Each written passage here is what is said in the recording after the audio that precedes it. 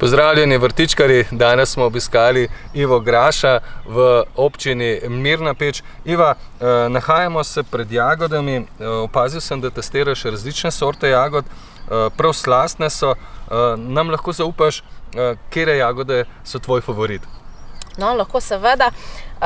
Recimo, zdaj smo pri eni gredi jagod, ki izgledajo čudovito, je pa to v bistvu sorta, ki je meni najmanj ljuba, zaradi tega, ker je izredno občutljiva na plesen, ker sama ne uporabljam nekih škropiv proti plesni.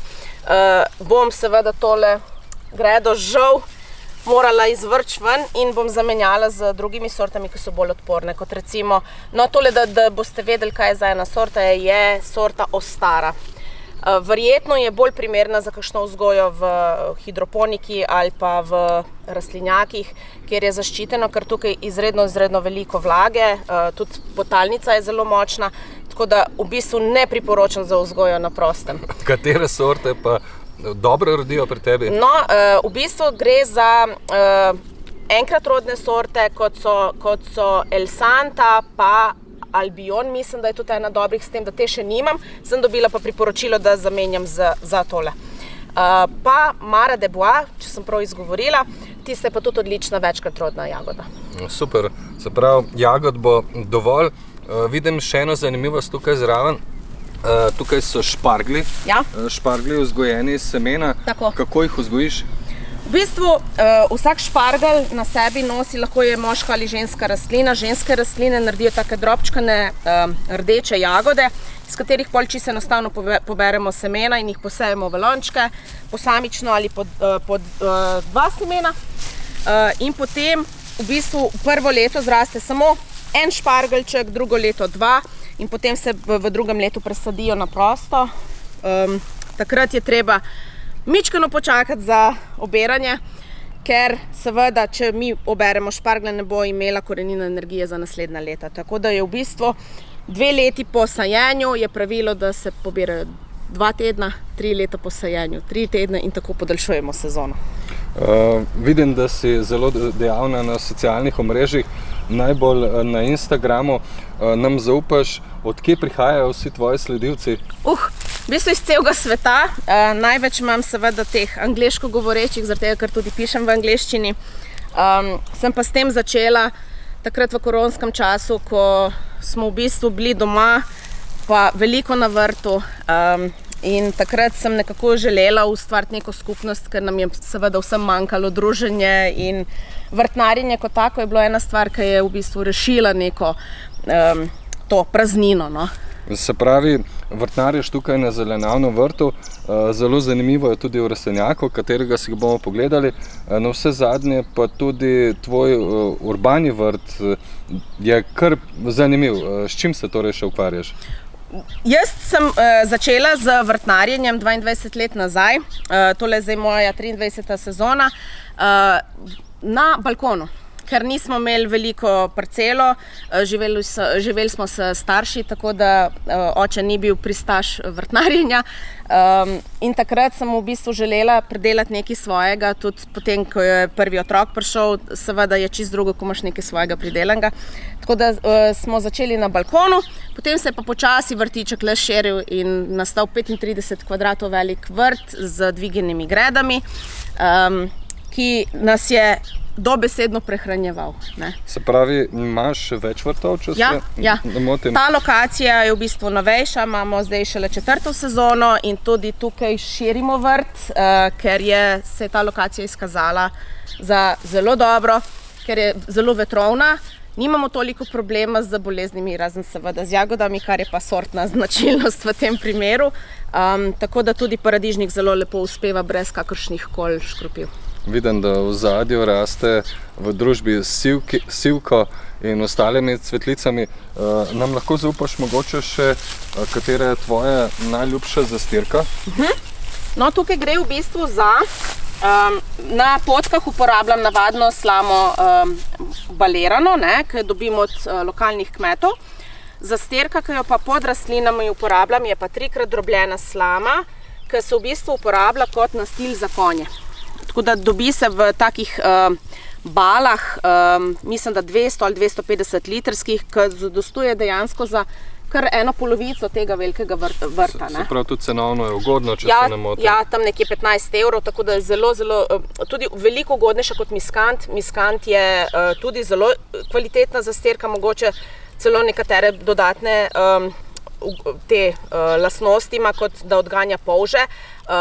Jaz sicer tukaj na tem vrtu s polži težav nimam, doma pa zelo. Krivim pa tam dvigene grede iz lesa, ki trohni in privablja seveda tiste polži. So svoja zgodba. Jaz predlagam, da se počasi preseljava še v rastlinjak. Tam imava kar nekaj paradižnikov in bova delila zgodbo naprej. Zelo zanimiva, kako razmažuješ paradižnike, kako jih sadiš in predlagam, da prideva kar počasi v rastlinjak. No pa dejva. Zdaj se nahajava v rastlinjaku. Iva, vidim paradižnike, tudi jaz jih obožujem. Vidim pa, da sadiš na poseben način. 2 paradižnika skupaj. Zakaj in kako to narediš? V bistvu gre za en inovativen način vzgoje. Jaz, ki imam zelo veliko število sort paradižnika, v tem rastlinjaku jih je kar 88, sadim po 2 paradižnika iste sorte na skupno mesto, že zaradi tega, ker sadim iz različnih semenskih virov. To pomeni, da se pri meni paradižniki imenujejo levi pa desni in jaz točno vem, da je en iz enega leta, en iz drugega leta iz semen in tako lahko sledim, če se sortne značilnosti prenašajo naprej. To pomeni, da če bi prišlo, ne vem, do nekega križanja, da bi videla, da ni sortno značilen, enega spulim ven, sorto sem pa z drugim še vedno ohranila. Super, tako da vse paradižnike vzgojiš sama, sadike, s tem je veliko dela. Ja, zelo veliko. Kdaj začneš setjo paradižnika? Idealen mesec za setjo paradižnika, da pridejo tako lepe, krepke sadike, je marec. In sicer, če imate rastlinjake, začnite v začetku marca, drugače pa sredina marca do konec marca, idealno za zunanje paradižnike. Še nekaj vidim, da paradižnika vežeš, to je pravzaprav že kar zadnje čase priljubljen način. Kako ti to narediš? V bistvu gre za zelo poenostavljeno zadevo. Včasih, ko sem imela na kolih, sem ure in ure porabila za to, da sem prevezala paradižnike, jih obtrgala. Zdaj je pa to poenostavljeno s tole najlonsko vrvico, ki je UV odporna, ki jo obesim čez nosilno žico, potem pa zavežem en tak čisto enostaven, polmašno jaz temu pravim, tak sistem je, kjer potem pride vrvica premična in kakor paradižnik raste, ga lahko spuščam dol.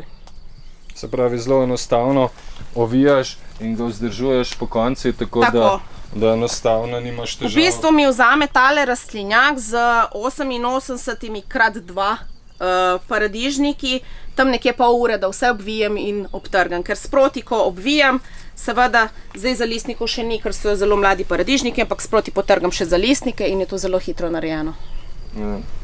Še ena zanimivost je tukaj, namreč vidim, da sediš v mešanih posevkih, tudi sam običajno med paradižnik sadim solato, tukaj v sredini je bob.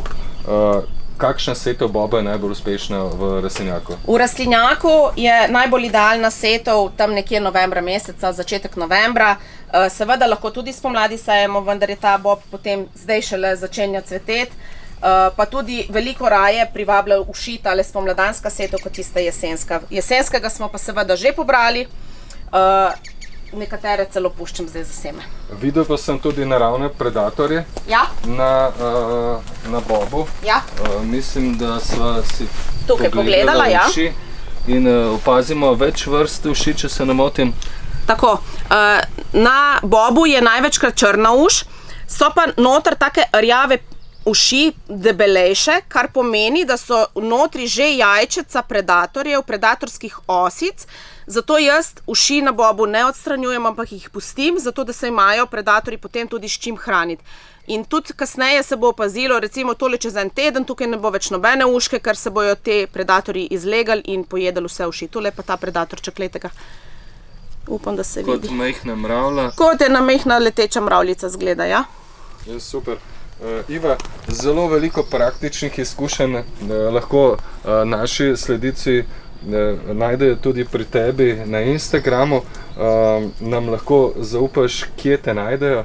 Ja, najdejo me na mojem profilu ivagraša.ig.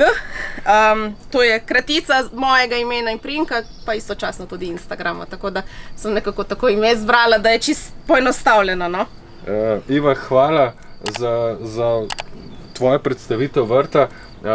Vse sledilce spletnega portala Zeleni svet pa vabim, da obiščejo tudi Ivo Graša, kajti Iva je pravzaprav prava vrtnarka z dušo in srcem in prav je, da vrtnarji med sabo tudi sodelujemo. Tako, vsekakor. Hvala.